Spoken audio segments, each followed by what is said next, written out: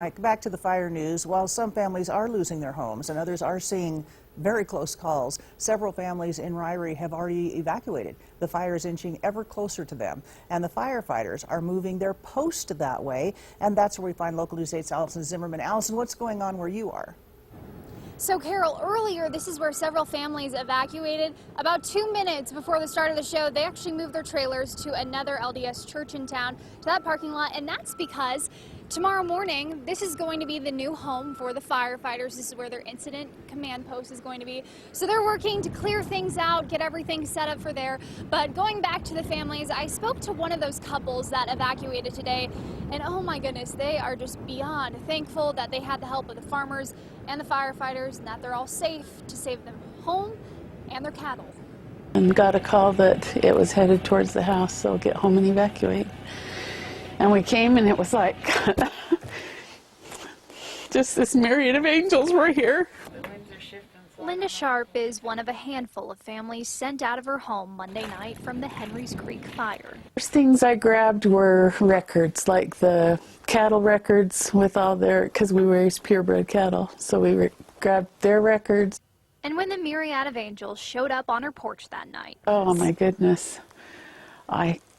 There were probably at least 6 livestock trailers that pulled in. Linda credits all of this to the help of farmers and firefighters working to keep the fire away from her house so that she could return to it the next morning. And in the meantime, this is their home for her and her husband Bruce. It was chaos, uncontrolled, but it worked. So. And in their temporary home, friends and family are making sure they're not alone. I'm going outside. Many of us don't know what it's like to lose everything or even be faced with that possibility. You've probably thought about the things you would or wouldn't take with you.